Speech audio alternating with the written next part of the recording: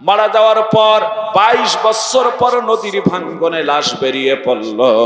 এই 22 বছর পর তার কাপনের কাপড়টা অক্ষত সাদা ধপধপা, কাপনের কাপড়ের ভিতরে মাটির দাগ একটা তিলা পর্যন্ত ধরে নেই। জোরে বলা যাবে কি সুবহানাল্লাহ? এ মুসলমান ভাইরা আমার, বলুন তো, মানুষ আসলে 22 বছর পর্যন্ত আল্লাহ তাআলা যদি তাকে রাখেন তবেই সে থাকতে পারবে, নচেত নয়। আমার ভাইরা, একটা সাধারণ মানুষকে কবরের ভিতরে রাখার পর মাত্র 6 দিনের ভিতরে নখগুলি খসে যায়, 9 দিনের ভিতরে মাথার চুলগুলি খসে যায়, 17 দিন পর পেট ফেটে গিয়ে পোকার খাদ্যে পরিণত হয়ে যায়। আমার ভাইরা, 60 দিন পর সমস্ত গোস্তগুলি খসে পড়ে কঙ্কালে রূপান্তরিত হয়ে যায়। 90 দিন পর আল্লাহর বান্দার, আমার ভাইরা, 90 দিন পর কঙ্কালগুলি পর্যন্ত খোলে খোলে পড়ে যায়, ভেঙ্গে ভেঙ্গে পড়ে যায়। অথচ আল্লাহ রব্বুল আলামিন আল্লাহর বান্দাকে 22 বছর পর্যন্ত অক্ষত রেখে দিলেন। কাফনের কাপড়ের মধ্যে মাটির দাগ পর্যন্ত লাগে নাই। জোরে বলা যাবে কি সুবহানাল্লাহ? আমার ভাইরা, ওনাকে ওই জায়গা থেকে খনন করে অন্যত্রে দাপন করা হলো। আল্লাহ তাআলার কি শান মুসলমান ভাইরা আমার! আবারও 10 বছর পর ওই নদীর ভাঙ্গনে লাশটা বেরিয়ে পড়েছেন। আমাদের আজকের যিনি প্রধান আলোচক রয়েছেন, আজকের যিনি প্রধান মেহমান আমাদের রয়েছেন মাওলানা মুফতি অলিউদ্দিন রাশাদি সাহেব। আল্লাহর বান্দা বহুবার ওই কবর দেখেছেন, কারণ ওই অঞ্চলগুলি ওনারা অনেক প্রোগ্রাম হয়, উনিও বর্তমান কবরটা বহুবার হয়তো দেখেছেন, আপনাদের বলতেও পারেন। এ মুসলমান ভাইরা আমার, আবার তাকে 10 বছর পর মানে কবর দেয়া হলো। 10 বছর পর একটা জায়গায় একটা কবর দেয়া হলো, ঈদগাহ মাঠের কনারে, আর দ্বিতীয় কোনো কবর নাই। আল্লাহ তাআলার কি শান! 10 বছর পর নদীর ভাঙ্গনে আবার কবরটা বেরিয়ে পড়ল। এবার বলুন, 22 আর 10-এ 32 বছর হয়ে গেল। 32 বছরের ভিতরে দেখা গেল আল্লাহর বান্দার কবরের মধ্যে, আমার ভাইরা, আবার ভেঙ্গে গেল, কিন্তু মাটির দাগ পর্যন্ত কাপনের মধ্যে লাগে নাই। জোরে বলা যাবে কি সুবহানাল্লাহ? লোকটার নাম ছিল বাসির উদ্দিন, লোকে ডাকতো ঘুঘু মুন্সি বলে। ওই লোকটার বেশ কিছু গুণ ছিল, যদি সম্ভব হয় আমি শেষের দিকে আপনাদের মাঝে বলে দিয়ে যাব। তাহলে এই লোকটা কেন এত সম্মানিত হলো? কারণ হলো, আমার ভাইরা, আমল করেছে, তাই তো আল্লাহ রব্বুল আলামিন কবরের জিন্দেগিটা সম্মানিত করেছেন। জোরে কোন কথা ঠিক কিনা মুসলমান ভাইদের আমার আল্লাহ রব্বুল। সুতরাং আমি যদি কোরআনের পক্ষে থাকি, আপনার আমার লাভ। কোরআনের বিপক্ষে যাব, আপনার আমার ভাগ্যে এমন এক অবনতি চলে আসবে যে কোরআন আপনার আমার বিরুদ্ধে মামলা দায়ের করবেন। নাউজুবিল্লাহ।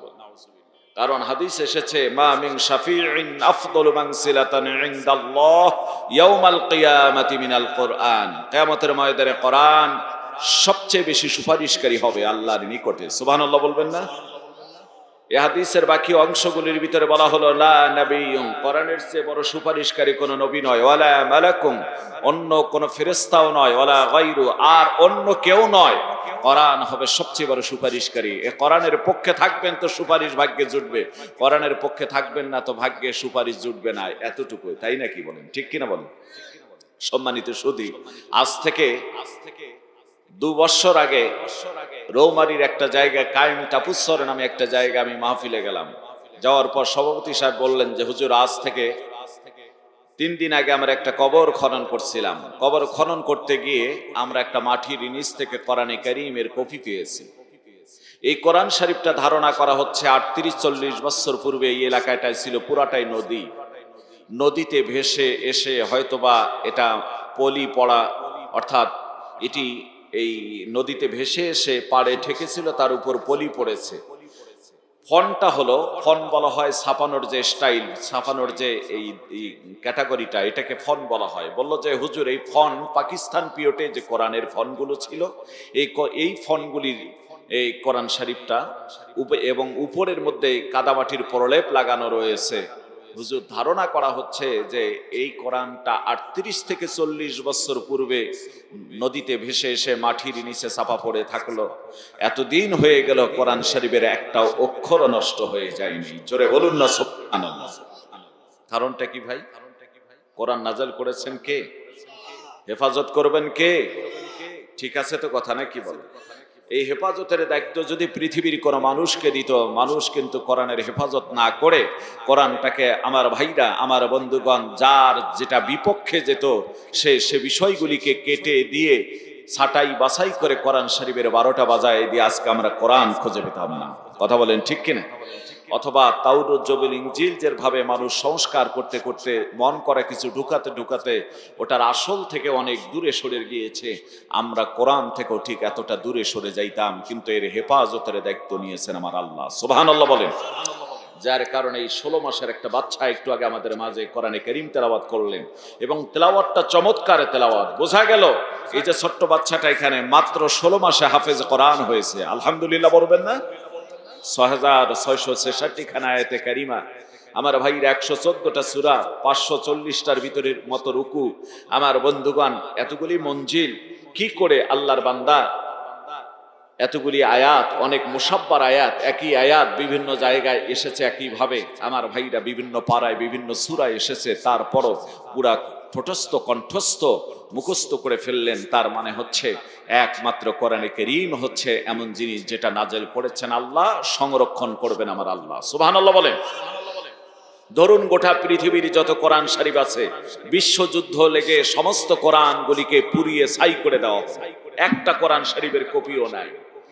আবার আপনাদেরকে আমি বলে দিতে পারি, লক্ষ লক্ষ কোটি কোটি কোরআন শরীফ আবারও ছাপানো যাবে যদি একজন হাফেজ কোরআন বেঁচে থাকেন আর একজন আলেম বেঁচে থাকে। হাফেজ সাহেব বলবেন, আলেম সাহেব লিখতে থাকবেন, আবারও কোটি কোটি কোরআন শরীফ মানুষের মাঝে উপহার দেয়া যাবে, কারণ এটা হচ্ছে জিন্দা কোরআন, এক একজন হাফেজ। জোরে বলুন না সুবহানাল্লাহ।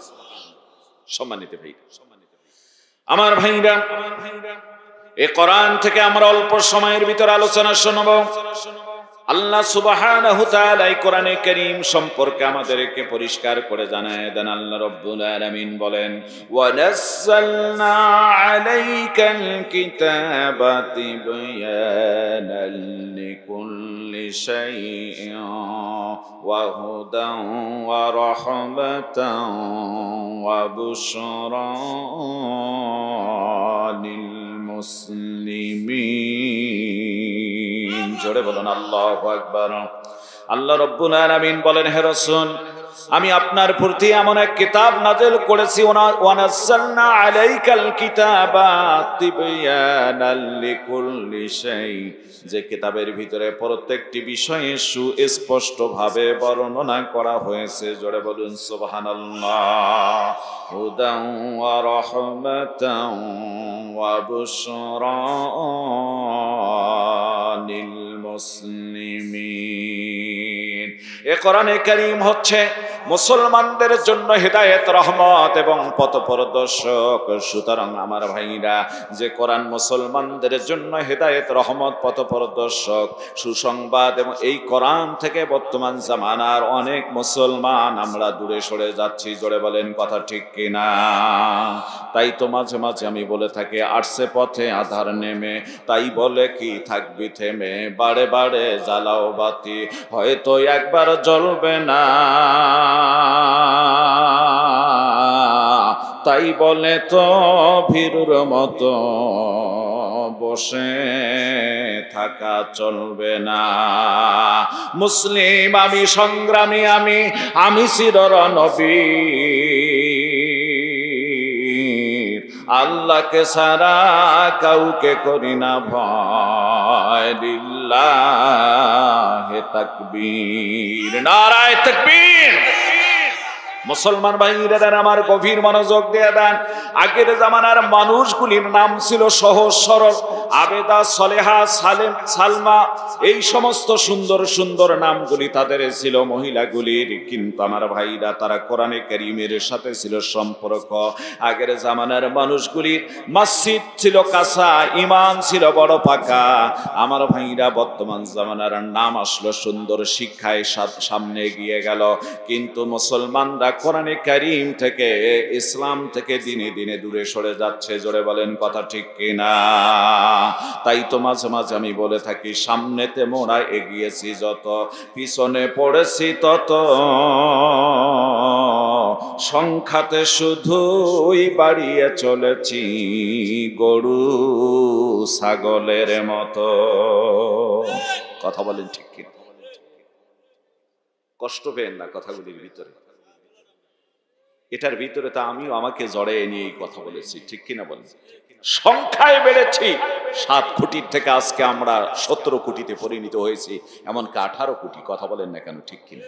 শিক্ষা থেকে আমরা অনেক আপডেট হয়ে গেলাম, এগিয়ে গেলাম, কিন্তু এতটাই গরু ছাগলের মতো হয়ে গিয়েছি। প্রত্যেক দিন দেশের পেপার পত্রিকা ফেসবুক ইউটিউব খুললে দেখা যায় খুন, ধর্ষণ, রাহাজানি, ছিনতাই, ব্যভিচার, 2 বছরের কন্যা সন্তান থেকে শুরু করে নিয়ে 80 বছরের বৃদ্ধা পর্যন্ত এদেশে ধর্ষিত হয়। জোরে বলেন কথা ঠিক কিনা? সম্মানিত ভাইরা, তাহলে কি হলাম আমরা? সংখ্যাতে গরু ছাগলের মতোই তো হলাম। আফসোসের বিষয়, আগের জামানার মায়েরা কোরআনে কারীম তেলাওয়াত করতো ব্যাপক আকারে। বর্তমান জামানার মা বোনেরা স্টার জলসা, জি বাংলা, জি গোল্ড, জি প্লাস, হিন্দি যত সিরিয়াল আছে এই সিরিয়াল মুখস্থ কোরআনে কারীমের তেলাওয়াত নেই। কথা বলেন না কেন? শুধু মা বোনদেরকেই বললেই হবে না, এখন আমরাও তো করি না, অনেকে করি, কোরআনে কারীমের তেলাওয়াত করি না। অথচ কোরআন যদি কেউ নিয়মিত তেলাওয়াত করে, রাসূল করিম সাল্লাল্লাহু আলাইহি সাল্লামের স্পষ্ট বাণী, এই কোরআনটা হচ্ছে একটা নূর। কোরআনে আয়াত বহু জায়গায় বলা হয়েছে এই নূর কোরআন তেলাওয়াতের বিনিময় আল্লাহ পাক চোখের জ্যোতি বাড়ায় দিবে। যদি নিয়মিত কেউ কোরআনে কারীম তেলাওয়াত করে মৃত্যুর আগ পর্যন্ত, আমার ভাইরা প্রত্যেক দিন 2-4-5 আয়াত কোরআনে কারীম তেলাওয়াত করবে, আল্লাহর বান্দার জীবনে কোনোদিন চোখের জ্যোতিরই সমস্যা হবে না। জোরে বলুন না সুবহানাল্লাহ। কারণ এক নূর তেলাওয়াত করতেছে। আজকে অল্প দিনের ভিতরে চোখে দেখি না, চশমা লাগে। কথা বলেন না কেন, ঠিক? কারণ কি? গোনা করতে করতে এই চোখে আমরা আজকে গোনার দিকে ধাবিত করে ফেলেছি। আমার ভাইরা, আমরা নেকের দিকে ধাবিত হচ্ছি না। সুতরাং বরকতময় একটা মাস, এই মাসের নাম হচ্ছে মাহে রজব। মাঝামাঝি পর্যায়ে চলে এসেছি। এই রজব মাস যখন আগত হতো, আল্লাহ রাসূল সাল্লাল্লাহু আলাইহি সাল্লাম দোয়া করতেন, এবং আমরাও এই দোয়াটা করব বেশি করে। নবীজি দোয়া করতেন, আল্লাহুম্মা বারিক লানা ফি রজব ওয়া শাবান ওয়া বাল্লিগনা রমাদান। হে আল্লাহ, তুমি আমাদেরকে রজব আর শাবানে আমাদের উপর বেশি করে বরকত নাজিল করো। ওয়া বাল্লিগনা রমাদান, রমজান পর্যন্ত আমাদেরকে হায়াতে তৈয়বা বাড়ায় দাও। জোরে বলুন না সুবহানাল্লাহ। তার মানে নবীজি দোয়া করতেন, আল্লাহ তুমি এই বরকতময় মাস পর্যন্ত আমাদের পৌঁছায় দাও। বলুন তো, এই রজব মাস আসছে, আমরা এই দোয়াও জানি না, এই দোয়াও পড়ি না, ইবাদতও বাড়ায় দিচ্ছি না। অথচ এই রজব শাবানে আল্লাহ রাসূল সাল্লাল্লাহু আলাইহি ওয়াসাল্লাম ব্যাপক ইবাদত করার জন্য নির্দেশ দিয়েছেন। জোরে বলুন না সুবহানাল্লাহ। তাহলে দোয়াটা আমার সঙ্গে সকলে 2-1 বার পাঠ করুন। বলুন, আল্লাহুম্মা বারিক লানা ফি রজব ওয়া শাবান ওয়া বাল্লিগনা রমাদান ওয়া বাল্লিগনা রমাদান। আল্লাহুম্মা বারিক লানা ফি রজব ওয়া শাবান। হে আল্লাহ, তুমি রজব শাবানে আমাদের উপর বরকত নাজিল করো। বলেন, হে আল্লাহ, তুমি রজব শাবানে আমাদের উপর বরকত নাজিল করো। ওয়া বাল্লিগনা রমাদান, রমজান পর্যন্ত আমাদের পৌঁছায় দাও, হায়াত বাড়িয়ে দাও। জোরে বলুন না সুবহানাল্লাহ। বেশি বেশি করে দোয়াটা পড়বেন। যদি আরবি নাও জানেন, বাংলায় পড়বেন। আল্লাহ রজব শাবানে আমাদের উপর বরকত নাজিল করার, আমাদেরকে রজব শাবানে বেশি বেশি করে ইবাদতের সুযোগ করে দাও। আমার ভাইরা, আপনাদেরকে একটা কথা বলি, আমরা যারা কৃষি ভিত্তিক দেশ, আমরা অনেকে কৃষক এখানে এসেছি, ঠিক কিনা বলে? দেখবেন আপনারা এই যে আমন ধান কেটেছেন, ধান কাটানোর পর কেউ ভুট্টা লাগাইছেন, কেউ সরিষা রোপণ করেছেন, কেউ অন্য কিছু করেছেন। যখন আমন কেটেছেন তখন লক্ষ্য করেছেন যে একেবারেই সময় হাতে ছিল না, দ্রুত গতিতে আরেক ফসল ফেলতে হচ্ছে, এই ফসলগুলি ঘরে তুলতে হচ্ছে, ব্যাপক একটা কাজের চাপ ছিল। কথা বলেন ঠিক কিনা? কথা বলেন না? তো ঠিক ইবাদতের এই 2টা মাসকে আল্লাহ রাসূল সাল্লাল্লাহু আলাইহি ওয়াসাল্লাম বলছেন, তোমরা ইবাদত বাড়িয়ে দাও, এই 2টা মাস বেশি করে তোমরা ইবাদত করো, তাহলে রমজানের ফয়েজ বরকতগুলি তোমাদের ভাগ্যে জুটবে। সুবহানাল্লাহ। সম্মানিত ভাইরা আমার, আফসোসের বিষয় হলো আমরা আজকে ইবাদত থেকে দূরে সরে রয়েছি। আফসোসের বিষয় হলো মুসলমান আজকে আমরা সকল ভালো কাজ থেকে দূরে সরে রয়েছি। এই জন্য মাঝে মাঝে আমি আপনাদের মাঝে একটা কথা বলে দিয়ে যাই আমার ভাইরা, আমার বন্ধুগণ, কোরআনে কারীমের তেলাওয়াত আগের জামানার মানুষরা ব্যাপক করেছিল, আর বর্তমান জামানার মানুষগুলির চরিত্র নষ্ট হয়ে গেল নানা দিক কারণে। বিশেষ করে এই সমাজের ভিতরে মোবাইল এসে আজ জামানাটার পরিবর্তন ঘটায় দিল। জোরে বলেন কথা ঠিক কিনা? তাই তো মাঝে মাঝে আমি বলে থাকি, জামানা মোবাইলে খাইছে, জামানা মোবাইলে খাইছে। অল্প বয়সের পোলা মাইয়া প্রেমে জড়াইছে, জামানা মোবাইলে খাইছে, জামানা মোবাইলে খাইছে। ঠিক কিনা বলেন? রেডিও থুইয়া টেপ আইল, টেপ থুইয়া টিভি, টিভি থুইয়া মোবাইল আইল, যা খুশি সব পাবি। টিভির পর্দায় যাহা আছে মোবাইলেও তা আছে, আরো কিছু বাজে আছে মোবাইলেতে দেখে। ওই সমস্ত জিনিস দেখা, ওই সমস্ত জিনিস দেখা পোলা মাইয়া বুড়া জওয়ান নেশায় মেতেছে, জামানা মোবাইলে খাইছে, জামানা মোবাইলে খাইছে। মোবাইল আইসা পরক্রিয়া বৃদ্ধি পেয়েছে, জামানা মোবাইলে খাইছে, জামানা মোবাইলে খাইছে। ঠিক কিনা বলেন? সারি সাওয়ালি মা হঠাৎ আরেকজনের হাত ধরে ভেঙে যাচ্ছে, কথা কয় না। আমারই এলাকার পাশে ছেলে মেয়ের বিয়ে শাদী দিয়ে দিচ্ছে,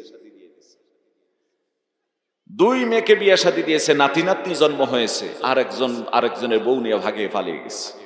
নাউজুবিল্লাহ কবেন না? আর একটা মেয়ে বাবার বাড়ির থেকে এসে বর্তমানে বাড়িতে অবস্থান করতেছে, এখনো রানিং বাড়িতে আছে আমার জানা মতে। যার কারণে কথাগুলি বলি যে ওদের কান পর্যন্ত যাও। আমার লাইভ প্রত্যেক দিনের প্রোগ্রাম লাইভ হয়, কথার কানে গিয়ে ওই মেয়েটা একটু চেঞ্জ হয়ে যাও। বাবার বাড়ির থেকে এখন স্বামীর বাড়ির থেকে এসে বাবার বাড়িতে পড়ে আছে। মেয়ের বিয়ে শাদী দেওয়ার উপযুক্ত হয়েছে, মেয়ের জন্য বিভিন্ন ভালো ভালো ঘর আসতেছে। এই বয়সে এসে সে পরক্রিয়ায় জড়িয়ে পড়ে বলতেছে স্বামী সংসার আর করবো না। জোরে বলা যাবে কি নাউজুবিল্লাহ? মেয়ে এসে কান্নাকাটি করে ঘুরে যাচ্ছে। মেয়ে বলতেছে, মা, যে বয়সে প্রেম করার কথা ছিল আমার, কথা তো ঠিক আছে, ঠিক কিনা বলে? যে বয়সে প্রেম করার কথা ছিল আমার, সেই বয়সে তুমি যদি এগুলি করো, আমরা কোথায় মান সম্মান আমাদের থাকবে? আমার ভাইরা কান্নাকাটি করে চলে যাচ্ছে, বাবার বাড়ি থেকে আর যাচ্ছে না। মেয়ে আর ছেলে আছে স্বামীর বাড়িতে, আর ওই মহিলা পড়ে রয়েছে বাবার বাড়িতে। ওই নতুন পরক্রিয়া স্বামীর অপেক্ষা করতেছে। নাউজুবিল্লাহ বলবেন না? জামানা আছে ভাই, কথা বলেন না কেন? জামানা আছে? জামানা নাই। আমাদের আজকে এমন এক পরিস্থিতির ভিতরে পড়েছি, মনে হয় আখির জামান, শেষ জামানার ভিতরে আমরা চলে আসতেছিলাম। তো যা হোক, এতক্ষণ ভূমিকা স্বরূপ কিছু কথা বলছিলাম, এখন আপনাদের মাঝে বিস্তারিত আলোচনাগুলি করব ইনশাআল্লাহ। বলেন ইনশাআল্লাহ। সম্মানিত ভাইরা, আফসোসের বিষয় হলো আপনাদের এলাকায় পাশে এত বড় একটা বাজার, লোকজন দিয়ে ভরার কথা ছিল, অথচ লোকজন আসে না মাহফিলের ভিতরে। কত সুন্দর! এখানে বাইরে থাকলেই তো আমার মনে হয় যে ঠান্ডা লাগার কথা, এখানে এমন ব্যবস্থা করা আছে, ঠান্ডার কোনো সুযোগ নাই। আছে কি? নেই। কোথাও বাতাস আসতেছে না, কোথাও কিচ্ছু না, এত সুন্দর পরিবেশ। তারপরে শুনলাম যে এখানে সকলের জন্য তবারকের ব্যবস্থা, খানার ব্যবস্থা করেছেন, তারপরও কোনারের দিকে আসতেছি না। বড় আফসোসের বিষয়। আফসোস না ভাই? সম্মানিত ভাইরা, কথা বাড়াচ্ছি না, গভীর মনোযোগ দিয়ে দেন। আমরা যে কোরআনে কারীমের আলোচনা শোনার জন্য এসেছি, কোরআন থেকে যতগুলি মানুষ আমরা এসেছি, গভীর মনোযোগ দিয়ে অল্প সময়ের ভিতরে আমরা আলোচনাগুলি শুনব।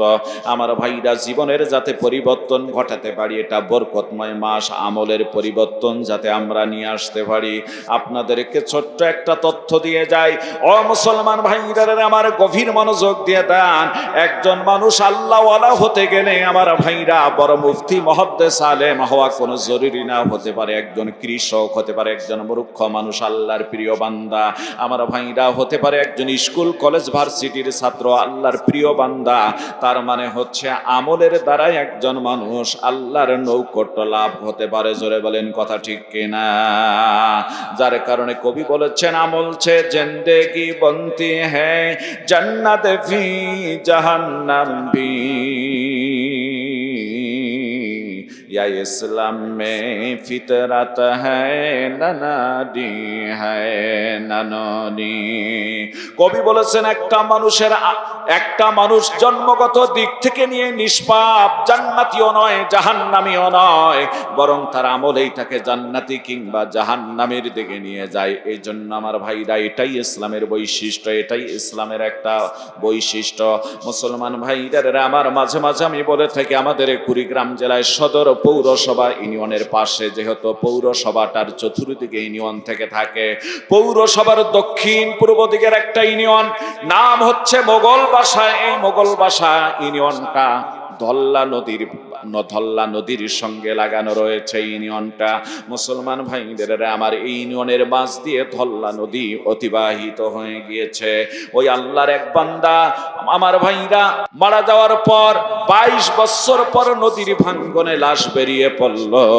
এই 22 বছর পর তার কাপনের কাপড়টা অক্ষত সাদা ধপধপা, কাপনের কাপড়ের ভিতরে মাটির দাগ একটা তিলা পর্যন্ত ধরে নেই। জোরে বলা যাবে কি সুবহানাল্লাহ? এ মুসলমান ভাইরা আমার, বলুন তো, মানুষ আসলে 22 বছর পর্যন্ত আল্লাহ তাআলা যদি তাকে রাখেন তবেই সে থাকতে পারবে, নচেত নয়। আমার ভাইরা, একটা সাধারণ মানুষকে কবরের ভিতরে রাখার পর মাত্র 6 দিনের ভিতরে নখগুলি খসে যায়, 9 দিনের ভিতরে মাথার চুলগুলি খসে যায়, 17 দিন পর পেট ফেটে গিয়ে পোকার খাদ্যে পরিণত হয়ে যায়। আমার ভাইরা, 60 দিন পর সমস্ত গোস্তগুলি খসে পড়ে কঙ্কালে রূপান্তরিত হয়ে যায়।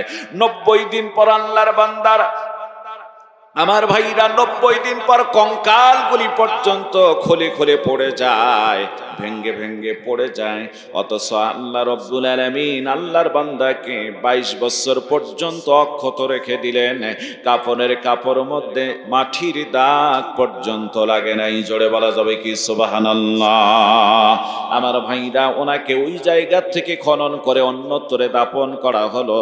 আল্লাহ তাআলার কি শান মুসলমান ভাইদের আমার। আবার 10 বছর পর ওই নদীর ভাঙ্গনে লাশটা বেরিয়ে পড়েছেন।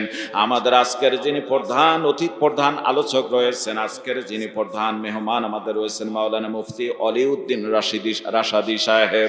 আল্লাহর বান্দা বহুবার ওই কবর দেখেছেন, কারণ ওই অঞ্চলগুলি ওনারা অনেক প্রোগ্রাম হয়, উনিও বর্তমান কবরটা বহুবার হয়তো দেখেছেন, আপনাদের বলতেও পারেন।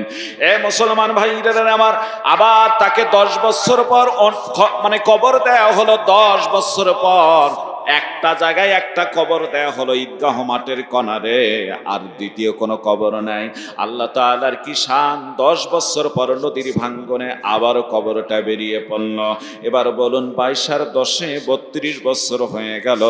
32 বছরের ভিতরে দেখা গেল আল্লাহর বান্দার কবরের মধ্যে আমার ভাইরা আবার ভেঙ্গে গেল, কিন্তু মাটির দাগ পর্যন্ত কাপনের মধ্যে লাগে নাই। জোরে বলা যাবে কি সুবহানাল্লাহ? লোকটার নাম ছিল বাসির উদ্দিন, লোকে ডাকতো ঘুঘু মুন্সি বলে।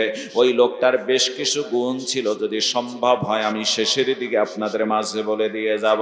তাহলে এই লোকটা কেন এত সম্মানিত হলো? কারণ হলো আমার ভাইরা, আমল করেছে, তাই তো আল্লাহ রব্বুল আলামিন কবরের জিন্দেগি তা সম্মানিত করেছেন। জোরে কোন কথা ঠিক কিনা? মুসলমান ভাইদের আমার আল্লাহ রব্বুল আলামিন কোরআনে বলেন, ইয়া আইয়ুহাল্লাযীনা আমানুত্তাকুল্লাহা হাক্কা তুকাতিহি ওয়া লা তামুতুন্না ইল্লা ওয়া আনতুম মুসলিমুন। জোরে বলুন আল্লাহু আকবার। আল্লাহ বলেন, ইমানদারেরা তোমরা আল্লাহকে ভয় করো, যথাযথভাবে ভয় করো। ওয়ালা তামুতুন্না ইল্লা ওয়া আনতুম মুসলিমুন, আর খবরদার মুসলমান না হয়ে তোমরা মৃত্যুবরণ করো না। আল্লাহ পাক ইমানদারদেরকে মুসলমান হতে বললেন। বোঝা গেল ইমানদার দাবি করলে পরিপূর্ণ মুসলমান হওয়া যায় না। মুসলমান হতে গেলে মুসলমানিত্ব কাজ করা লাগে। জোরে বলেন কথা ঠিক কিনা? ছয় দিন পর নখ খসে যাবে, 9 দিন পর চুন। কবর গাহের সামান নিতে কইর না কেউ ভুল, কবর জায়গা ভালো নয়, কবর জায়গা ভালো নয়। আওয়াজ দিয়ে বলেন, কবর জায়গা ভালো নয়, কবর নয়, কবর জায়গা ভালো নয়। আমল দিয়ে কবর গৃহ সাজিয়ে নিতে হয়, কবর জায়গা ভালো নয়, কবর জায়গা ভালো নয়। ভাই কথা বলেন ঠিক কিনা? 17 দিন পর পেট ফেটে যাবে, পোকার খাদ্য হবে। 60 দিন পর গোশ থাকবে না, কঙ্কাল পড়ে রবে। 90 দিন পর হাড়গুলি সব, 90 দিন পর হাড়গুলি সব খুলে খুলে পড়ে রয়, কবর জায়গা ভালো নয়, কবর জায়গা ভালো নয়, কবর জায়গা ভালো নয়, কবর জায়গা ভালো নয়। আমল দিয়ে কবর গৃহ সাজিয়ে নিতে হয়, কবর জায়গা ভালো নয়, কবর জায়গা ভালো নয়। ঠিক কিনা বলেন? মুসলমান ভাইদের আমার, সেই আমল আমরা একটু বাড়াবো। নাম মাস হচ্ছে মাহে রজব মাস। এই মাসের 26 তারিখ দিবাগত রাত্রিতে আল্লাহ রসুল সাল্লাল্লাহু আলাইহি ওয়াসাল্লামকে মসজিদুল হারাম থেকে মসজিদুল আকসা পর্যন্ত আল্লাহ পাক ইসরা করিয়েছেন। আবার ওখান থেকে আল্লাহ পাক তার আরশে আজিম পর্যন্ত পৌঁছায় দিয়ে আল্লাহ রব্বুল আলামিন 5 ওয়াক্ত নামাজ ওই দিন আমাদের জন্য করে দিয়েছেন। জোরে বলা যাবে কি সুবহানাল্লাহ? এ মুসলমান ভাইদের আমার, আমি এদিকে যাব না, শুধুমাত্র একটু বলতে চাই, আমল দ্বারা মানুষের জীবনের পরিবর্তন হতে পারে। এই জন্য আমল একটু বেশি বেশি করে আমরা করব। ও যুবক তরুণেরা, খেয়াল করে দেখো, বহু স্কুল কলেজের যুবক তরুণেরা রয়েছে যারা স্কুল কলেজ পড়ে, তাদের চরিত্রের দিকে তাকালে, চেহারার দিকে তাকালে আল্লাহর ওলি বলে মনে হয়। জোরে বলেন কথা ঠিক কিনা? মেডিকেল গুলির ভিতরে গিয়ে দেখবেন, মেডিকেলের অনেক স্টুডেন্ট রয়েছেন যারা এমবিবিএস ডাক্তারি ইন্টার্নি করতেছে, যারা এখনো প্র্যাকটিসরত ডাক্তারি করতেছে। আমার ভাইরা, বহু ডাক্তার এরকম রয়েছে, আমি দেখেছি 5 ওয়াক্ত নামাজ পড়ে, দাড়ি রেখেছে, টুপি পড়েছে, পাঞ্জাবি পড়েছে, এমনকি পাগড়ি পর্যন্ত পড়ে।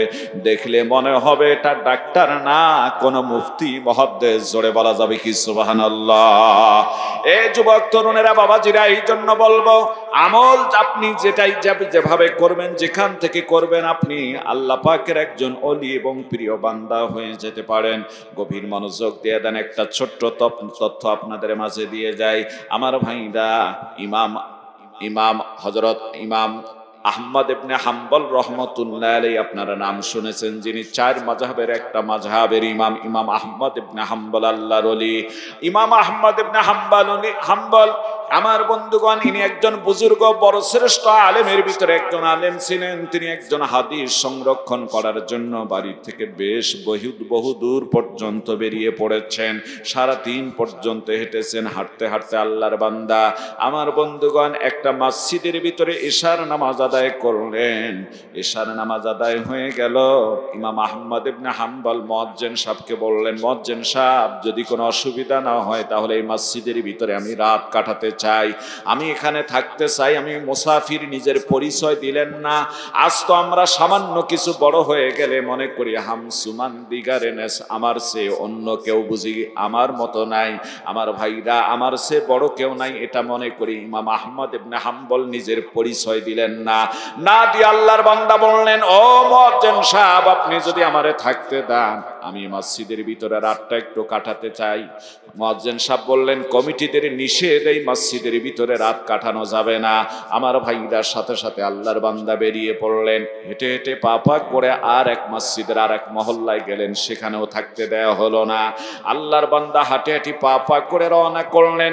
রওনা করে যেতে যেতে ইমাম আহমদ ইবনে হাম্বল রাহমাতুল্লাহ রহমতুল্লাহ আলাইহি আল্লাহর ওলি দেখতেছেন এক যুবক রুটি বানাচ্ছে।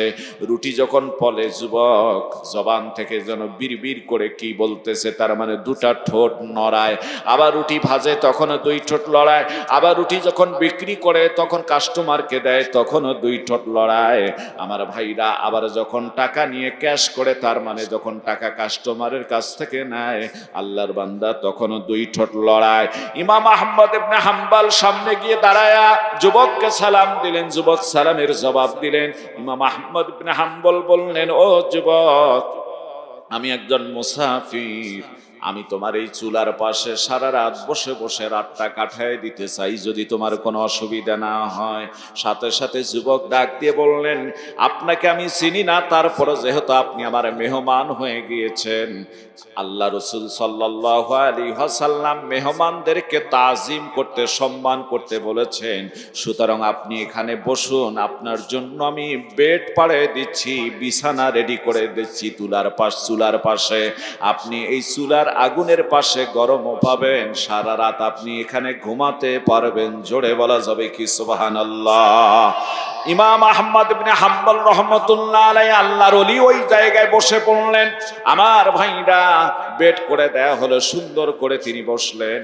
ইমাম আহমদ ইবনে হাম্বল মনে মনে ভাবতেছেন, যুবকটাকে দেখি আবারও ঠোঁট লড়ায় নাকি। দেখেন, হ্যাঁ, সব সময় সে ঠোঁটটা লড়ায়।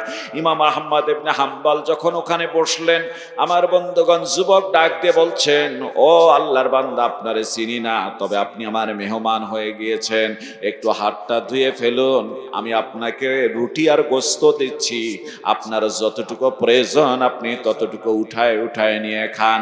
ইমাম আহমদ ইবনে হাম্বল আল্লাহর শুকরিয়া আদায় করে আল্লাহকে ডাক দিয়ে বলেন, আমার আল্লাহ,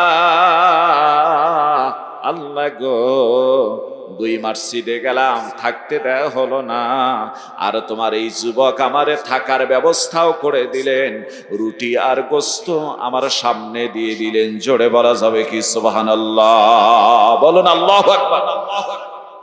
ইমাম আহমদ ইবনে হাম্বল রাহমাতুল্লাহ আলাইহি দেখতেছেন যে যুবক সব সময় জবান দিয়ে 2 ঠোঁট এভাবে নাড়তেছে আর কি যেন বিড়বিড় করে বলতেছে। ইমাম আহমদ ইবনে হাম্বল আস্তে করে মাথাটা একটু কাছে পর্যন্ত একটু আগায় দিলেন, মুখটা কানটা আগায় দিলেন, যে দেখি না যুবক কি বলে। যে যুবক যখন রুটি বলতেছিল তখনও বলতেছে আস্তাগফিরুল্লাহ, সুবহানাল্লাহ। রুটি ভাজতেছে তখনও বলতেছে আস্তাগফিরুল্লাহ। কি বলতেছে? আপনারা সকলে বলুন আস্তাগফিরুল্লাহ। আবার রুটি যখন আমার ভাইরা কাস্টমারের কাছে বিক্রি করতেছে তখনও যুবক বলতেছে আস্তাগফিরুল্লাহ। আবার রুটি যখন বিক্রি করার পর টাকা নিতেছে তখনও বলতেছে আস্তাগফিরুল্লাহ। জোরে বলুন আল্লাহু আকবার। আল্লাহর ওলি ডাকতে বললেন, যুবক, তুমি সব সময় একই শব্দ আস্তাগফিরুল্লাহ কেন পড়ো? আমি একটু জানতে চাই।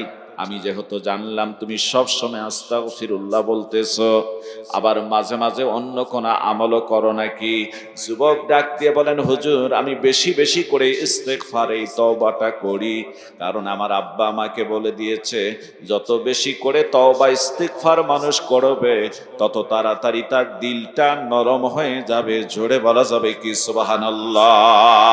আমার চলার গতিতে না জানি কখন কোন গোনাটা হয়ে যায়, এই জন্য বেশি বেশি করে আমি তওবা ইস্তিগফার পাঠ করি, আর মাঝে মাঝে দুরূদ ও সালাম আমি পাঠ করি। আমার ভাইরা, ইমাম আহমদ ইবনে হাম্বল রাহমাতুল্লাহ আলাইহি বলেন, যুবক, এতে তোমার কি লাভ হয়েছে তুমি একটু বলবানি? যুবক কয়, আপনি কে? আপনারে আমি চিনি না, আমার মনের কথাগুলি না বলেও পারতেছি না, আপনি যেহেতু প্রশ্ন করেছেন। শুনুন পথিক, আমি এই ইস্তেগফার আর দুরূদের আমল বেশি বেশি করার কারণে আমার জীবনে যত দোয়া আমি করেছি সব দোয়া আল্লাহ কবুল করে নিয়েছেন। জোরে বলুন সুবহানাল্লাহ। শুধুমাত্র জীবনের একটা দোয়া আমার কবুল হয় নাই। ইমাম আহমদ ইবনে হাম্বল ডাক দিয়ে বলেন, যুবক সেই দোয়াটা কি তোমার কবুল হয় নাই? আমি একটু জানতে চাই।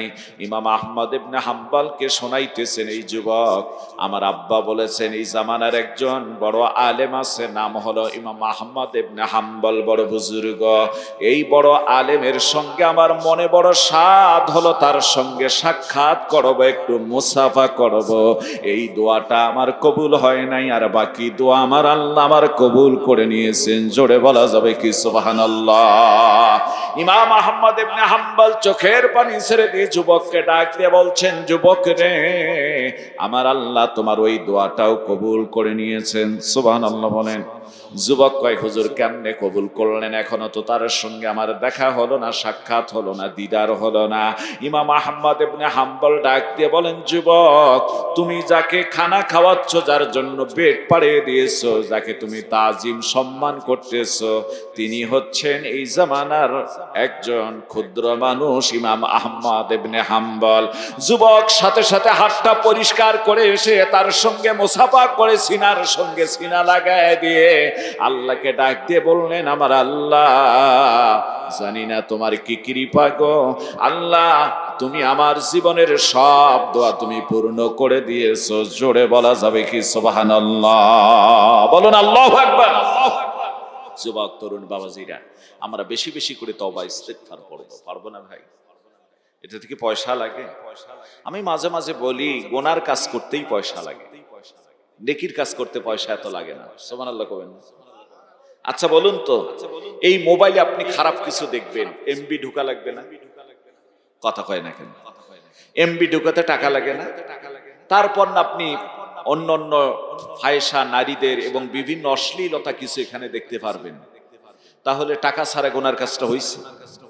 মদ খাবেন, ভাং খাবেন, ফেন্সিডিল খাবেন, জেনা করবেন, বেবিচার করবেন, বাড়িতে মানে টিভি দেখবেন, এগুলো কিনতে টাকা লাগে না? কথা বলে না। আপনি নামাজ পড়তে গেছেন, কোনো পয়সা লাগবে? দুরূদ শরীফ পড়তেছেন, পয়সা লাগতেছে। কোরআন তেলাওয়াত করবেন, পয়সা লাগবে। আল্লাহর জিকির করবেন, পয়সা লাগবে। ইস্তেগফার পাঠ করবেন, পয়সা লাগবে।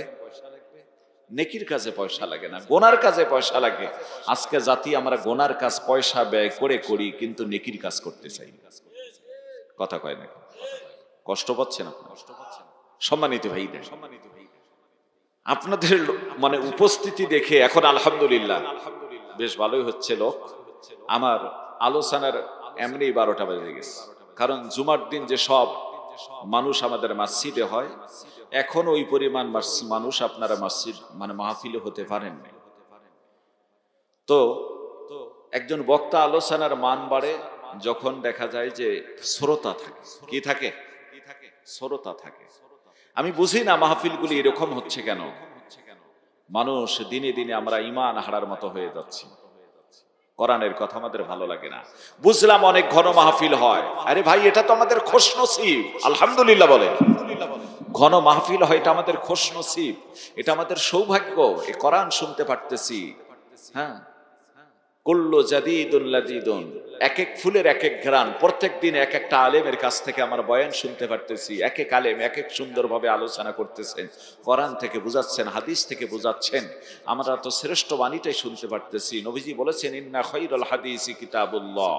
আল্লাহ পাক, আল্লাহর নবী বলেন যে পৃথিবীর শ্রেষ্ঠ বাণীটাই হচ্ছে আল্লাহর বাণী। জোরে বলুন না সুবহানাল্লাহ।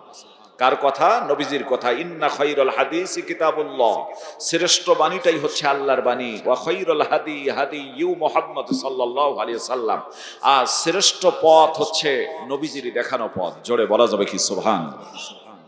শ্রেষ্ঠ পথ কোনটা? নবীজির দেখানো পথ। এই জন্য নবীজিকে আল্লাহ তাআলা ভালোবাসার জন্য বলেছেন কোরআনে কারীমের ভিতরে। আল্লাহ বলছেন, কুল ইন কুনতুম তুহিব্বুনাল্লাহ ফাত্তাবিউনি ইউহিব্বুকুমুল্লাহ। আল্লাহ বলছেন, হে রাসূল আপনি বলে দিন, আপনি বলুন, যদি তোমরা আল্লাহকে ভালোবাসতে চাও বা আল্লাহকে ভালোবেসেই থাকো, আল্লাহকে ভালোবাসার দাবি করে থাকো, তাহলে তোমরা বলো ফাত্তাবিউনি। আল্লাহ বলছেন, আমার রসুলের আনুগত্য করো, অনুসরণ করো। জোরে বলুন না সুবহানাল্লাহ। যদি রসুলের অনুসরণ করো, ইউহিব্বুকুমুল্লাহ, আল্লাহ তোমাদের ভালোবাসবেন। ওয়া ইয়াগফিরু লাকুম যুনুবাকুম আল্লাহু গফুরুর রহিম।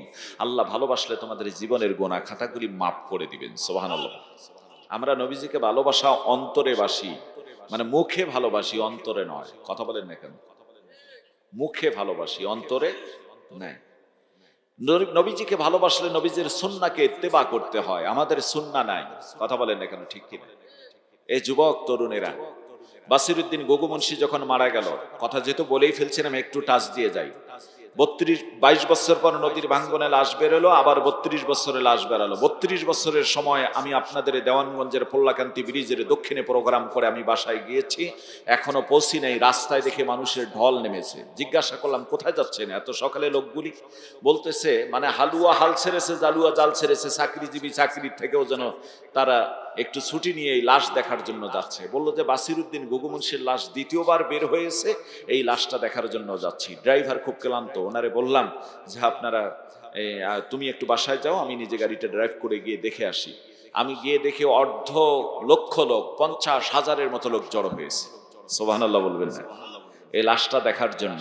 কোন জায়গায় লাশটা রাখছে? বর্তমান 3 দিন ব্যাপী চনমনের ইস্তেমা হয় ওখানে, তো চনমনের আদলে ইস্তেমা হয়, ওই ইস্তেমা ময়দানে লাশটা রেখেছে, বাঁশ দিয়ে বেষ্টনী করে ঘিরে রেখেছে। আমি গোনাগার এই বেষ্টনীর ভিতরে ঢুকলাম, বাঁশের বেষ্টনীর ভিতরে। এই যে কোরআনের মঞ্চে দাঁড়িয়ে বলতেছি আল্লাহি বিল্লাহি তাল্লাহি। ও যুবক তরুণীরা, আজকে বহু যুবক তরুণ আছো, প্রত্যেক দিন ক্লিন শেভ করো নিজেকে সুন্দর জাহির করার জন্য। ও যুবক, তোমার যে জীবনের শেষ দিন কোনটা হবে তুমি তো বলতেই পারবা না। নবীর সুন্নাত মুখে না নিয়েও তুমি কবরে যেতে পারো, কারণ তোমার মতো বহু যুবক প্রত্যেক দিন দুনিয়ার থেকে বিদায় হয়ে যাচ্ছে। কথা কয় না? আমি যখন গেলাম, মনটা চাইলো মুখটা খুলে দেখি বাসিরউদ্দিন গগু মুন্সির এই জায়গায়, এই মুখের এই জায়গাটার মধ্যে হাত লাগায় দুটো কাপনের উপর দিয়ে আস্তে করে একটু মানে একটু করে খালি খোলার চেষ্টা করতেছিলাম। আমি যখন এইভাবে একটু 2 হাত দিয়ে টান দিয়েছি, বাসিরউদ্দিন গগু মুন্সির বেশ কয়েকটা দাড়ি মোবারক বেরিয়ে পড়েছে। জোরে বলা যাবে কি সুবহানাল্লাহ? মুখটা খুলে দেখবো, এমন সময়ের ভিতরে 2-1 নিষেধ করলো। আমারও মনে চাইলো যে আহারে এতদিন পর তো 32 বছর হয়ে যাচ্ছে, এই মুখটা খোলা কি আমার ঠিক হবে? না, আমি এটা খুলবো না। পায়ের পিছনের দিকে গেলাম, হাঁটু এবং গিরার মাঝখানে 2 পায়ের উপর দিয়ে এভাবে আস্ত করে আলতো করে চাপ দিলাম যে দেখি না বাসিরউদ্দিন গগু মুন্সির অবস্থাটা কি। যখন এভাবে চাপ দিয়েছি তখন আমার কাছে মনে হয়েছে তার গোশতগুলি আজও ঠিক আছে। আল্লাহি বিল্লাহি তাল্লাহি, আমার হাতে তাই ঠেকেছে, আল্লাহর কসম। আমার কাছে মনে হয়েছে শুধুমাত্র গোশতগুলি শুকিয়ে গিয়েছে, কোনো গন্ধ নাই। আমার আল্লাহ রব্বুল আলামিন তার বান্দাকে এভাবে অক্ষত রেখেছেন। জোরে বলা যাবে কি সুবহানাল্লাহ? আমি 3 দিন গিয়েছিলাম এই লোকটার বাড়িতে, কষ্ট করে করে। কেন গেলাম? আবার যখন পড়াশোনা করেছিলাম তখন ছাত্র জীবনে আমরা কিতাবখানায় পড়ছিলাম, আর ওই বাসিরউদ্দিন গগু মুন্সির নাতি, স্বয়ং নাতি মমিনুল ইসলাম, বড় ছেলের ঘরের নাতি, সে হাফসখানায় পড়তো। সেই সুবাদে আমি 3 দিন গেলাম যে ছেলেটাকেও দেখি বাড়িতে আছে কিনা, আর বাসিরউদ্দিন গগু মুন্সি সম্পর্কে একটু জেনে আসি। আমি যাওয়ার পর তার বাড়ির থেকে 3 দিনের ভিতরে কয়েকটা গুণ আমি তার পরিবার থেকে জানতে পেরেছি। হতে পারে ওই গুণের কারণে আল্লাহু আ'লামু বিমুরাদিহি, আল্লাহ ভালো জানেন, তবে ওই গুণের কারণে তিনি সম্মানিত হতে পারেন। আমি শেষের দিকে গুণ কয়টা বলবো ইনশাআল্লাহ। বলেন ইনশাআল্লাহ। এবং আপনারা আশ্চর্য হবেন, এবারে 4 তারিখ, ডিসেম্বরের 4 তারিখ, এই গত মাসে ডিসেম্বরের 4 তারিখ ওই বাসিরউদ্দিন গগু মুন্সির নাতির যে ছেলে মাদ্রাসা, ওই যে বললাম মমিনুল ইসলাম, আমরা পড়ার সময় হাফসখানায় পড়েছিল, মমিনুলের মাদ্রাসা এবার মাহফিল করলাম। তার মানে বাসিরউদ্দিন গগু মুন্সির একেবারে বাড়ির উঠানের পাশেই, তার ছেলেদের বাড়ির উঠানের পাশেই মাদ্রাসা। মাহফিল করে আসলাম। তখন এক ব্যক্তি যিনি সভাপতি ছিলেন, তিনি 10 মিনিট গগু মুন্সি সম্পর্কে আলোচনা করেছেন। কিভাবে কবর থেকে লাশ বেরালো, কেমনি করে তোলা হলো, কিভাবে তিনি নিজে উপস্থিত থেকে তোলা হয়েছেন, কিভাবে দাফন করা হয়েছিল। আমি তো 32 বছর পর লাশটা দেখেছি, আর ওনারা প্রত্যক্ষদর্শী ছিলেন। জোরে বলা যাবে কি সুবহানাল্লাহ? আমলটা বাড়ার দরকার আছে না ভাই? কথা বলেন, আছে তো? সম্মানিত ভাইরা, আমরা এখন অধিকাংশ মানুষ বলি আমরা রসুলকে ভালোবাসি, কিন্তু রসুলের ভালোবাসা অন্তরে আমাদের ভিতরে তেমনটা নাই। আপনি আমি যদি নবীজির আলোচনাগুলি শুনি তাহলে দেখুন, লক্ষ্য করে দেখুন সাহাবা আজমাইন নবীজিকে কতটা ভালোবাসতেন, আপনি আমি কতটা ভালোবাসি। হযরতে আব্দুল্লাহ ইবনে জুবায়ের রাদিয়াল্লাহু তাআলা আনহু বলেন, আমরা নবীজির দরবারে বেশ কিছু সাহাবা আজমাইন উপস্থিত ছিলাম। এমন সময়ের ভিতরে লক্ষ্য করে দেখলাম নবীজির শরীরের মধ্যে শিঙ্গা লাগানো হয়েছে। আগের জামানায় শিঙ্গা লাগানো হতো, এখনো বেদে যারা আছে ওরা শিঙ্গা ব্যবহার করে। জোরে বলেন কথা ঠিক কিনা? আমার ভাই আব্দুল্লাহ ইবনে জুবায়ের বলেন, নবীজির দেহের ভিতরে শিঙ্গা লাগানোর কারণে সামান্য কিছু রক্ত বেরিয়ে পড়েছিল। আল্লাহর নবীর এই রক্তগুলি একটা পেয়ালার মধ্যে রেখে দিয়ে আব্দুল্লাহ ইবনে জুবায়েরকে বললেন, জুবায়ের যাও রক্তগুলি মাটির নিচে দাফন করে আসো। জুবায়ের রাদিয়াল্লাহু তাআলা আনহু রক্তগুলো নিয়ে বাইরে গিয়েছেন। কিছুক্ষণ পর যখন ঘরের ভিতরে ফিরে আসলেন, আল্লাহর নবী জিজ্ঞাসা করলেন, ও আব্দুল্লাহ ইবনে জুবায়ের রক্তটা কি করেছো তুমি? হযরত আব্দুল্লাহ ইবনে জুবায়ের বললেন, ইয়া রাসূলুল্লাহ, হাবিবাল্লাহ, আপনার পবিত্র দেহে রক্ত কি করে আমি মাটির নিচে দাফন করতে পারি? আপনার এই পবিত্র দেহে রক্তগুলি আমি কি করে অন্য জায়গায় ফালাই দিতে পারি নবী গো? আমি ওই রক্তের পেয়ালার মধ্যে মুখ লাগাইয়া সমস্ত রক্তগুলি পান করে ফেলেছি। জোরে বলা যাবে কি আল্লাহু আকবার? আল্লাহর নবী ডাক দিয়ে বললেন, আব্দুল্লাহ ইবনে জুবায়ের, আমার আল্লাহ তোমার জন্য জাহান্নামের আগুন হারাম করে দিয়েছেন। সুবহানাল্লাহ। যে শরীরের ভিতরে আমার রক্ত প্রবাহিত প্রবেশ করেছে, সেই শরীরের জন্য জাহান্নাম আল্লাহ পাক হারাম করে দিয়েছেন।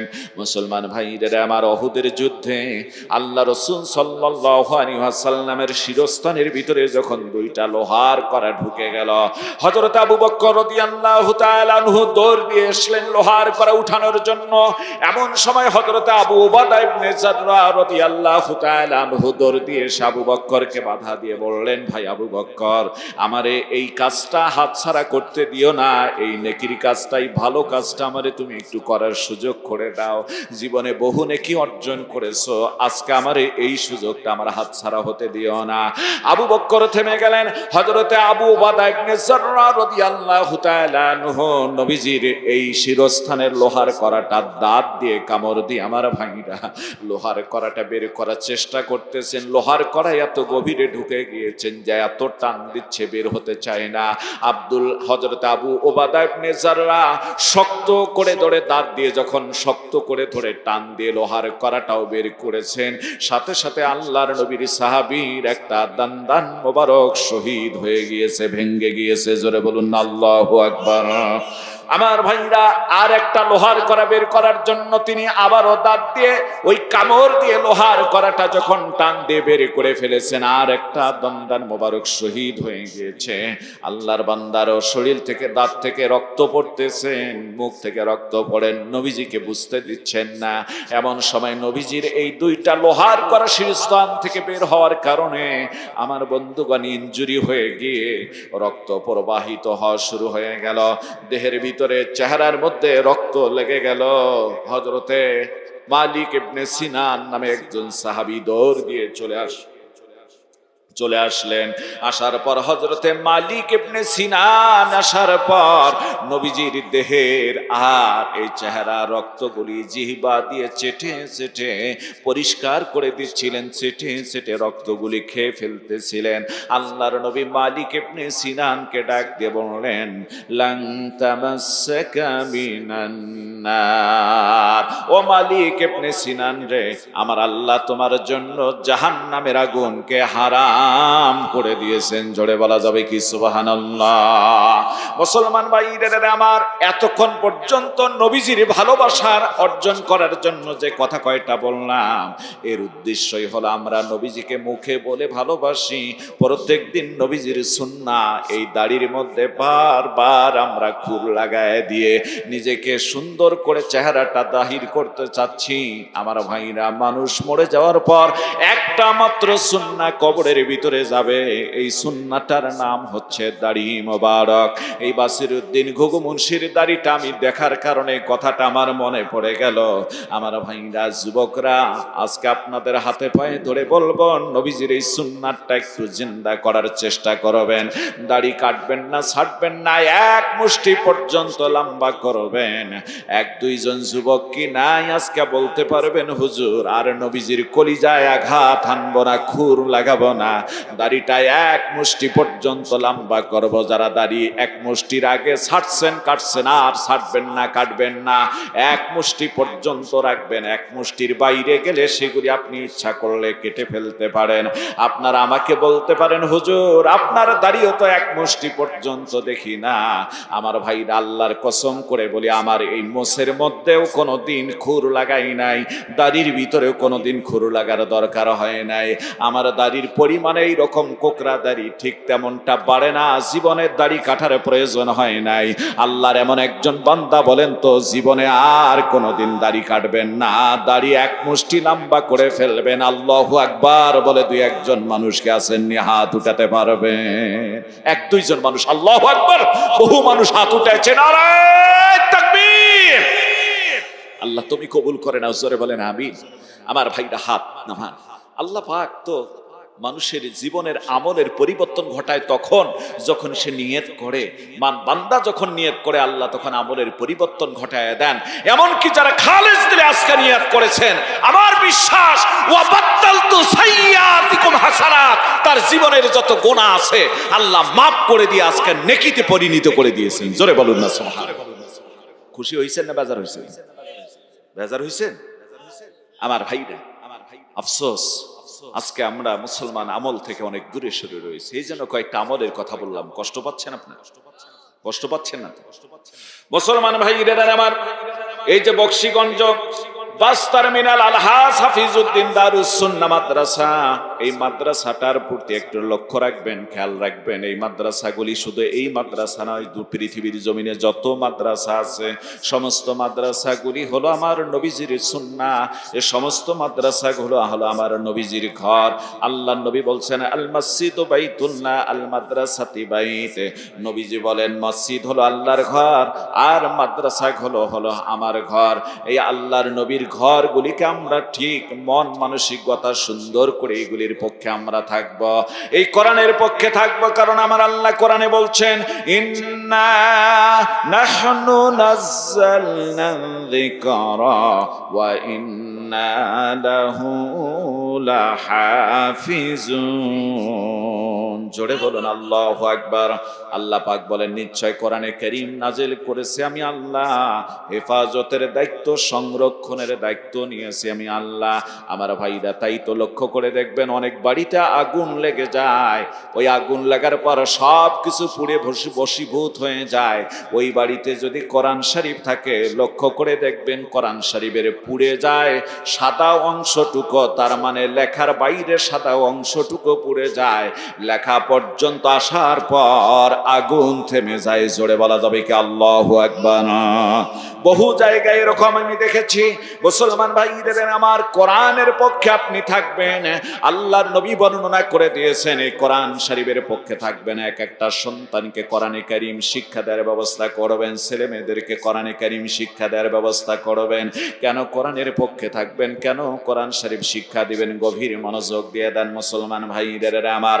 আল্লাহর নবী বর্ণনা করেন, আল্লাহ রাসূল বলেন মান ক্বারা আল কুরআনা ওয়া আমিলা বিমা ফীহি উলবিসা ওয়ালিদাহু তাযাইয়াউমাল কিয়ামাতি দাউহু আহসানু মিন দাউইশ শামসি ফী বুয়ুতিদ দুনিয়া লাউ কানাত ফীকুম ফামা যান্নুকুম বিল্লাযী আমিলা বিহাযা। নবীজি বর্ণনা করেন এই পৃথিবীর জমিনে যারা কোরআনে কারীম শুদ্ধ করে শিক্ষা করলো, কোরআনের উপর আমল করলো, ওই ব্যক্তির পিতা মাতাকে আমার আল্লাহ রব্বুল আলামিন কিয়ামতের দিন নূরের তাজ পরিধান করায় দিবেন। জোরে বলা যাবে কি সুবহানাল্লাহ? নূরের তাজ পরার কারণে আল্লাহর নবী বর্ণনা করেন দাউহু আহসানু মিন দাউইশ শামসি ফী বুয়ুতিদ দুনিয়া। আকাশের সূর্যটা বিজ্ঞানীদের থিওরি ধারণা হলো 9,30,00,000 মাইল দূরে রয়েছে। এই সূর্যটা দুনিয়ার কোন ঘর, দুনিয়ার কোন বিল্ডিং, দুনিয়ার কোন ইমারতের উপরে সেট করলে ওই ঘরটা যত আলোকিত হবে, যত রোশনি হবে, যত উজ্জ্বলতা হবে, তার চেয়ে 1000 গুণ বেশি আলো উজ্জ্বল হবে কোরআন পড়ার পিতামাতা নূরের তাজ পাওয়ার কারণে। জোরে বলা যাবে কি সুবহানাল্লাহ। মুসলমান ভাইরা আমার গভীর মনোযোগ দিয়ে দেন। আল্লাহর হাবিব সাল্লাল্লাহু আলাইহি ওয়াসাল্লাম বর্ণনা করেছেন, ফামা যান্নুকুম বিল্লাযী আমিলা বিহাদা, ও আল্লাহর বান্দারা তোমরা কি ধারণা করেছো, এই দুনিয়া তোমরা কি ধারণা করেছো কোরআন পড়ার কারণে যদি পিতা মাতাকে এত সম্মান আর মর্যাদা দেওয়া হয়, যে ব্যক্তি নিজেই কোরআন পড়েছে পারছেন যে ব্যক্তি হবে, তার সম্মান আর মর্যাদা কত বেশি হবে।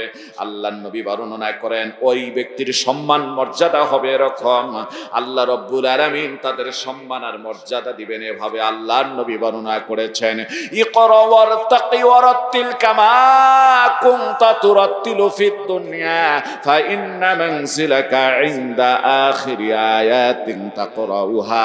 তারে বলা হবে, আল্লাহর বান্দা আজ কোরআনের এক একটা তালার মধ্যে ওঠা শুরু করে দাও, আজ এক কোরআনের এক একটা আয়াত তেলাওয়াত করো, জান্নাতের এক একটা তালা ওঠাই শুরু করে দাও। আল্লাহর বান্দা যদি ওদিন হাফেজে কোরআন হয়, শুদ্ধ করে যদি কোরআনে কারীমের 6666 খানা আয়াতে কারিমা তেলাওয়াত করতে পারে, জান্নাতের 6666 তালা বিল্ডিং এর মালিক হয়ে যাবে। জোরে বলা যাবে কি সুবহানাল্লাহ।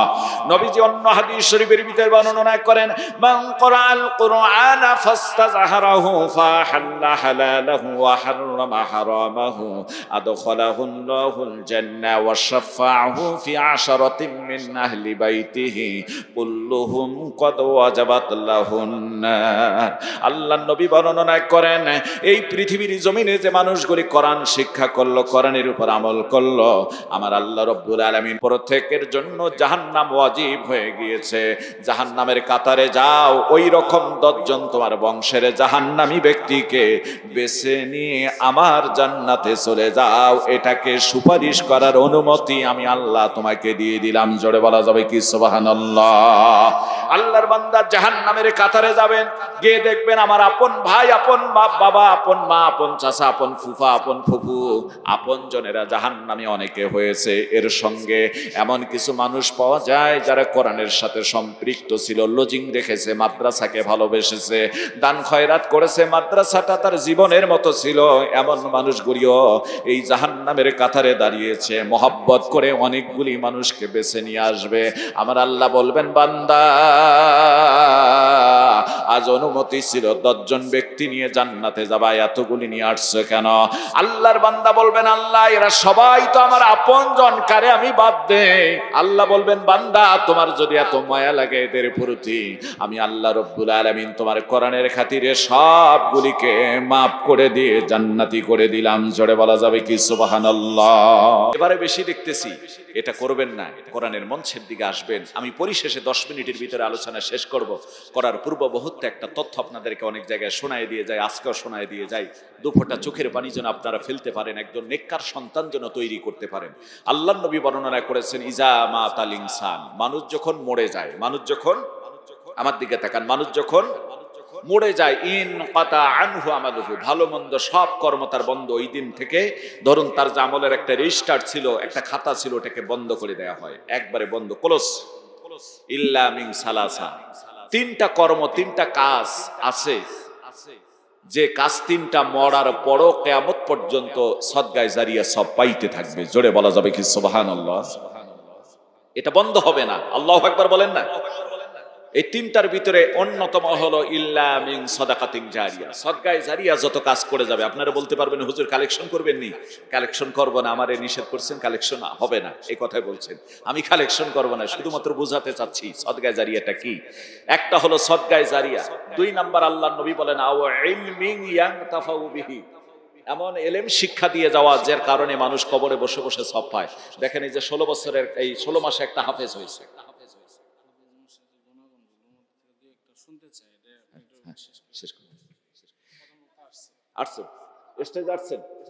লিল্লাহি তাকবীর, নারায়ে তাকবীর। প্রধান বক্তার আগমন জনাব হযরতুল আল্লাহ মুফতি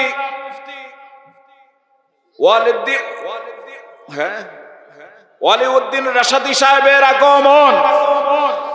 বকশীগঞ্জের পক্ষ থেকে আলহামদুলিল্লাহ, মেহমান এসেছেন, কথা বাড়ানোর কোনো সুযোগ নাই। আমি মেহমানকে বসা রেখে কখনোই কথা বলি না। বাসিরউদ্দিন গগমুন্সির যে ৩-৪টা গুণের কথা বলছিলাম একটু বলবো। ভাইজান নিজেও এই কবর বহুবার জিয়ারত করেছেন। আলহামদুলিল্লাহ, এখনো মানুষ অনেক জিয়ারত করেন। এই জন্য আমলটা ভালো করবেন। কেন আমল ভালো করবেন জানেন? অনেক রাজা বাদশাহ পৃথিবী থেকে, দুনিয়ার থেকে বিদায় হয়ে গেছে, কোন মানুষ তার কবরের পাশে গিয়ে জিয়ারতটুকু করে না। কথা বলেন না কেন, ঠিক কিনা? বরং কুত্তা পাইলে পা তুলে দিয়ে প্রস্রাব করে, এমন কবর আছে না নাই? কথা বলেন না কেন? আর একজন গরিব মানুষও মরে গেছে আল্লাহর প্রিয় হয়ে, প্রত্যেক দিন মানুষ তার কবরে গিয়ে জিয়ারত করে। সুবহানাল্লাহ। যেমন মির্জাগঞ্জে ইয়ারউদ্দিন খলিফা রহমতুল্লাহ আলাইহি, আল্লাহর ওলি দুনিয়ার থেকে বিদায় হয়েছেন, প্রত্যেকটা মুহূর্তে তার কবরে মানুষ গিয়ে জিয়ারত করে। সুবহানাল্লাহ কবেন না? বাসিরউদ্দিন ঘুঘুমুন্সি, এই লোকটা ছিল গরিব, হ্যান্ড টু মাউথ, হাতে করে পেটে খাইতো। কিন্তু লোকটার গুণ কি কি ছিল? লোকটার নাম ছিল বাসিরউদ্দিন, লোকে ডাকতো ঘুঘুমুন্সি বলে। কেন ভাই? ঘুঘুমুন্সি হলো কি করে? তার জবানে, আগের জামানে তো মাইক ছিল না, এই যে সোঙ্গা দেখতেন না, সোঙ্গা দেখছেন আপনারা? সোঙ্গা দেখছেন? সোঙ্গা দেখায় দেই আপনাদেরকে। এই ধরুন, আপনাদের এই টিনের কতগুলো সোঙ্গা বানাইতেছিল, মাইকের মতো করে এইভাবে ফুকাইতো। কথা বলেন এখানে। এই দিয়ে মানুষকে তিনি আল্লাহর পথে ডাকতেন। এই চোঙ্গা দিয়ে সব সময় মানুষকে ভালো কাজের দিকে ডাকতো। আর জবান দিয়ে এমনি চলতে ফিরতে, উঠতে বসতে হাঁটতে সব সময় তার জবানে ছিল আল্লাহর জিকির। জোরে বলা যাবে কি সুবহানাল্লাহ? এত জিকির করার কারণে লোকে তারে বলতো ঘুঘুমুন্সি, মানে ঘুঘুর মতো আল্লাহরে ডাকে। বাসিরউদ্দিন থেকে হলো কি? ঘুঘুমুন্সি। তাহলে এই জিকিরের গুণটা থাকা ভালো না খারাপ? প্রত্যেক দমে দমে যদি জিকির জারি রাখতে পারেন, একদিন দেখবেন আপনি আল্লাহর ওলিতে পরিণত হয়ে গেছেন।